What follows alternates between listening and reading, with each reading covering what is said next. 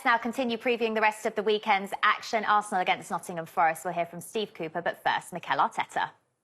The best way after a defeat is to win the next game. That's 100% for sure. And we have a great opportunity on Sunday in front of our crowd. We've been incredibly good at home, and we have to see a different side. We've been in an unbeaten run of 10 games, winning 8 of those against really difficult opponents. And those players as well deserve a lot of credit for what they've done. And it's my responsibility, especially when we lose. We're just focused on coming up against that team on the weekend, but I have a lot of respect for Arsenal as a club and obviously Mikel as a manager and his players. And it's going to be tough. You know, we're taking it as it comes, and as I repeat, you know, an incredibly tough game away from home, but one that we'll be ready for, one that we're looking forward to, and you know, let's get down there and get to work.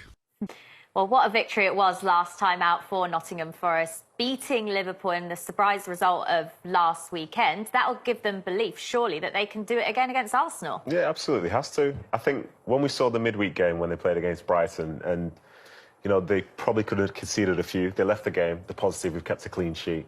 And then they go back home. And I think in that game against Liverpool, I thought they played really well. Obviously, Van Dijk had a couple of chances, and Liverpool could feel that they could have scored. But so could they. I think Alisson made a few really important saves. So what bigger confidence boost do you need than sort of winning a game against a team of that calibre at home in front of those fans?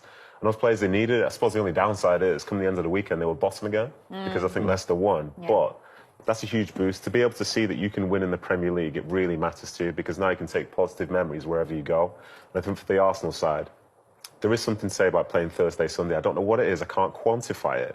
But I've seen some teams, you always wanted to play against them after they've had a midweek Europa League game, especially away from home. So for Forest, they'll be encouraged. They'll see the Arsenal side might be a bit more tired than perhaps they would be on a different occasion.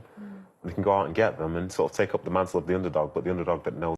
It's interesting, isn't it? Because the last couple of matches, as Nedum says, they picked up a point and then 3 points against Liverpool. They've now got a little bit of belief there. How far can that take them, though? Because you just never know what's going to happen in the next game, and then they end up back down there. I think the big thing for Forest, don't get cut away at the bottom by the time the World Cup happens, because we've talked about you know, players who are and aren't going to the World Cup. Gianni was talking about, say, Miguel Almiron not going to the World Cup, and what sort of effect will that have on players? I think if there's a team that needs this extended time to work with players, and we talked about it with Brighton and De Zerbi, it's Cooper. Yeah. He can work out who he's got and what his best team is. He's got no time to do that at the moment. And these, like, 5 weeks, 6 weeks could really make Forest's season. So I think for the moment, as Nedum was saying, if they can get in a point where they're not really conceding that many goals, they're picking up a few points, don't get completely marooned at the bottom by the time that the break happens, and then they could be in business after it. Because we've seen in those little moments, and Tyrone Owney is a really good example, they've got quality in there. Yeah. Are they facing Arsenal at a good time? Because they lost in the Europa League. They didn't score in that game. And last week against Southampton, they looked a little bit flat at times as well. It wasn't their best performance. What do you think? I think it depends if you're someone who believes the glass is like half full or half empty. Because I think when you look at it, you know, Arsenal's still top of the Premier League. We could say that they're out of form and so on and so forth, but I think they've qualified from the Europa League group, and as I say, they are top of the league, and they know they can get better. So to be able to get the chance to go home and rectify some of the problems they've had gone by, because 2 away games is tough, you know, that's just what it is. Yeah. So I think Arsenal fans will be excited, but maybe there's a little sense of, maybe we believe that this was going to go wrong.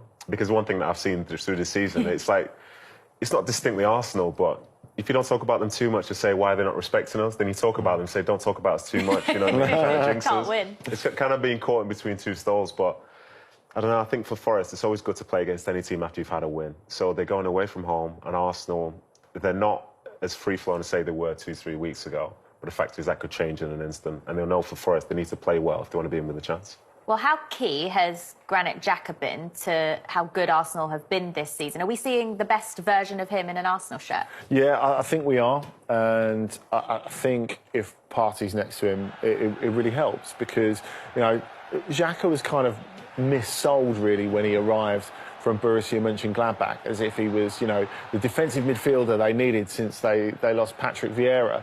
And he's quite a good on-ball defender. He's not a great off-ball defender. He kind of loses track of where he is. So if you get him in the opposition half or the final third of the pitch, where he can actually use his passing, which is his biggest asset, where he can get forward and score these goals that we're not really expecting of him. You know, he's had his best goal scoring season for Arsenal already. I think that's a huge advantage. But he's also a big character. And so for that reason, I think this is a big weekend for him as well as Arsenal, because that was a really, really lame performance at PSV. They were totally outclassed, could have been a lot worse. And there are not many times this season where Arteta must have thought, I was really disappointed in my team. But I think he would have felt that on Thursday. Yeah. How will Arteta get the team back to winning ways this weekend then? What will his words of advice be to the players? I think it will more so just be a case of starting off well. And I think starting off well in the Premier League for me is starting with a good tempo, not necessarily going through the motions, because I think sometimes, say, underdogs, when they go into games, and I'm talking about from the Forest perspective here, if you allow the other team to just move the ball slowly and so on and so forth, it becomes quite easy for them because you don't need to break your stride to do something progressive. Whereas I think sometimes for Arsenal, the way that I've seen them play, I think it's to Brentford. Brentford tried to press them, but Arsenal beat the press and they were running at them full speed. You saw Saka, you saw Martinelli, you saw Jesus, and it was a really strong start. And by the end, Brentford were almost like they ran out of steam and ran out of belief. I think for that Arsenal side, given the results that you've had, if you start badly, before you know it, it almost feels like a mini crisis. But if you start well, I feel like things are back to normal. So I think it will sort of emphasise the importance of it. But it won't just be Arteta. It'll be Xhaka, it'll be the other senior players within that in terms of understanding, like, you know, especially if they're in second, come the start of the game, we want to get back to the top. This is how we're going to do it. Don't underestimate the opposition, because otherwise this could be a trap game for them. Yeah. Nedum, it's your first time on Team Talks with us, and we've chucked you straight in at the deep end and got you to do our Premier League predictions for the weekend. So, well, Brendan Rodgers will be pleased that his side have improved recently before facing Pep Guardiola's Manchester City, and there are doubts over whether Erling Haaland is fit for the game or not. How big a difference will it make? Well, 17 goals in the Premier League season. It's probably going to make a big difference, but City, they do have the quality to go out and win there without him. I think we've seen that over the last 2 seasons with the way that, you know, they've won 2 titles, finished in the 90-plus point bracket. But it does make a big difference, not least of all for people with a fantasy football perspective, we could say. Absolutely. But, yeah, I think it's an interesting time for City. At that game midweek, I thought they did quite well, but they did be disappointed they didn't score. And then going back to the week before against Brighton, I think Brighton probably deserved more from that game. So City ended up showing the quality in the end. But that was a tough encounter, and I think they're expecting the same thing this weekend away at Leicester. I think Premier League fans were warned about the potential injuries that Erling Haaland has picked up previously in his career, Andy. This one doesn't look too serious, though, does it? No, it doesn't, but he's had a lot of niggles that have turned into something bigger earlier in his career. Now, some put that down to Marco Rosa's training programme at Borussia Dortmund last season. Of course, he's no longer there. When he was at Borussia Mönchengladbach, a lot of their players got muscle injuries. Now, you know, that's just a theory, so we don't know, but I think it's worth having a look at him. And, you know, it does... You still have the sense that he's growing into his body a little bit. How? Even if he's not 22. That's the thing, he's 22. Even if he's not actually growing. I mean, I'm hoping he's not 6'10" by the time he's 25. That would be weird. By tomorrow. But it's possible. But I think because he's getting used to using his body, if that makes sense. Because if you looked at Haaland, having never seen him played, you wouldn't imagine him playing like he does. I mean, it's a bit like Kevin Durant in basketball. He's got like the little guy's skills in the big man's body, and I think that takes a while to get used to. Really, I think especially for muscle stuff, they've got to be super careful with him. There's no point taking any risks, is there? No, there probably isn't. But he's in such an interesting situation because he's not going to the World Cup. Yeah, I think most of the stars that we see throughout the league, they are. So you're worrying more about sort of managing loads because that time away is going to be out of your hands, basically. And you can't say don't play him in the first game because of whatever. But you'll be itching to play, be itching to win. And that's one of the sort of paradoxes about players. I feel like we spend more time from the outside saying people might be tired and we need to take care of them. But the players themselves, you just want to play. You know, be absolutely itching to do that. And maybe, you know, he's had the injuries in the past. But he's got 17 goals in the Premier League. It's arguably the best one he's ever been in his career. So to keep him on the sideline, even if he's, say, just 90%, it's going to be a tough decision. If he isn't fit and Pep Guardiola doesn't want to risk him, then he's already said that Julian Alvarez will start up top for Manchester City. We haven't seen a great deal of him yet, but what have you made of the appearances we have seen so far? Everything we've seen. He looks ready. which, to be honest, I wasn't really expecting, not having seen much of him in South American club football. But people I do know who watch a lot of South American club football said that they shouldn't loan him. Obviously, that's not really the Guardiola way anyway. He likes to get them on the City page rather than send them off somewhere else. You know, there were points where Phil Foden could have been loaned out, and he said, well, stay here. And it proved to be the right decision overall. So, look, every time Alvarez has got anywhere near a sniff, he looks ready. I think it'll be really interesting, even though Leicester have improved at the back recently. Yeah, well, this is the first kick-off of the weekend. It's the lunchtime game on Saturday. So if Manchester City win, then they actually go top of the table above Arsenal. Psychologically, how could that affect Arsenal heading into their game? What's the different look, for Arsenal? They were doing so well. They're winning 90% of the games or whatever it was. It was an absolutely incredible run. I think some people were sort of disregarding the fact that they were getting those wins because it was against this team or against that team. But that's how you finish with 80, 90 points at the end of the season. It's not purely because you beat the top 4, top 6. Yeah. So they were really accruing points very, very well. But now it feels like there's a bit of a slip up. They drew a game, they lost the game, and then by the time they're kicking off, they're not top anymore. I think there's an expectation amongst some that they'll fall off. So it's a different sort of question if they do actually start that game in second. Because now it feels like it's definitely a race. All of a sudden it just ramps up just that little bit more. But, City have felt that before, and it'd be a good test for the young Arsenal side, I feel. Yeah, so a defeat tonight. And it really does pile the pressure on Arsenal, doesn't it?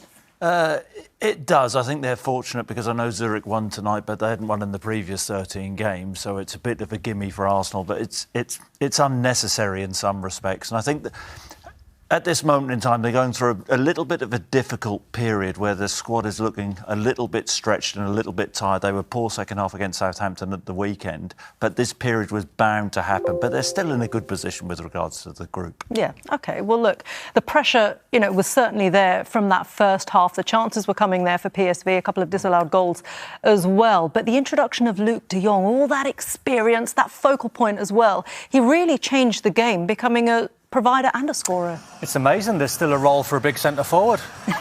And he played really well. He used his experience. He's a fantastic player who comes with a brilliant CV. And when you get older, Resh, sometimes you get lots of experience and you know the game. Holding gets too tight. He had a real impact. Even the little ball there, the weight of pass was correct. He was a nuisance for the back line when he came on the second half. Never been blessed with the greatest pace in the world, but a really, really good football brain. Technically, very, very good. And for a young, vibrant side, he was like the perfect number 9 for them, using his brains and having all that legs in and around him. Yeah. Yeah, absolutely. And, Don's right. You've got Gakpo and Seamans running off him. They could be a little bit more direct and go into him, but he holds the ball up well and releases the likes of Seamans and Gakpo. And they were a big threat in the second half. Yeah, we're going to be looking at a few of those threats actually in a moment. But for Luuk de Jong as well, he did get his goal in the end. And he deserved it, didn't he, for the impact he had? Yeah, he did an assist. And I've got to say, Ramsdale, if he comes, he has to get that. I think Tierney bodies de Jong, but if Ramsdale stays in his line, he saves this easily. But the fact he's committed himself, it's an easy header in the end. He just has to get it on target. He does, and then it was a really long way back for Arsenal. No way back, but he was the difference tonight, de Jong. He certainly was, and Ramsdale certainly won't want to watch that one back. But you mentioned Simons and Gakpo, 2 players who really were a handful in that first half. Real bright sparks as well. I feel like there'll be big clubs with their eyes on them. They've already been on Gakpo, but I think Simons is sort of, having his moment. Yeah, fantastic young players. I mean, Gakpo on the radar of Man United, they've been trying to get him for quite a while. But I thought Seamans caught the eye tonight, Xavi Seamans. He's still a young boy, only at 19. This is Gakpo's finish, but he's been around. He's been at PSG and Barca. He's went right through the Dutch levels from under 15s to 21s. And these two, I thought, when you've got good technical players with experience like De Jong showed in the second half, you need this youth, you need this skill. And Simons has got this. Look, they're afraid of him in the 18-yard box. They don't want to touch him. They're petrified of his skill and his pace. In the end, it was another offside goal, which cost them. But in terms of 2 bright young players that I'm pretty sure all the scouts and all the big European clubs will keep an eye on, I thought those 2 caught the eye. I mean, he wasn't getting enough game time at PSG, and I think we understand that, Simons. And, he's gone to PSV now, and he's playing regular football, but you can see he's a real talent. And those runs in behind, that run from Gakpo and Seamans, they were a feature of PSV, especially in the second half. Gakpo had a bit of a nasty habit of getting caught offside on the evening, but finished a couple of chances really, really well. But just stay on side. Yeah, just stay on side. It's a learning curve. Yeah, I mean, Too keen. Too keen, That's but you it. know they're very young and they want to get the job done. And they were up against, Arsenal did very well in the defensive side on those chances. Interestingly, though, there's a really nice stat that's come out. If you're Ruud van Nistelrooy, that is. I think it's a bit of an unwelcome omen now for Arsenal. Back in 2004, October the 24th, his goal ended Arsenal's 49-game unbeaten run. Wow. 18 years and 3 days later, on October the 27th, as manager of PSV, he's ended Arsenal's 9-game unbeaten run. Rude awakening. Isn't it? Very good. Had you been keeping that without telling me? Saved it. You really had, hadn't it? OK, well, look, PSV are in action next week. They're against Bodo Glimt. But for Arsenal, I mean, they are in a good position, as you say, but they do want that top spot. They don't want to be playing that extra game. And Zurich, whilst they've been bottom of the table, they did give them a hard time on match day one. They did, but I think Arsenal would be delighted where they're at. They'd have won the game tonight, of course they would have done, but to put themselves in a better position. But as I think Mikel Arteta said there, it's been a long campaign, in terms of how many games you've had to play, including the Premier League.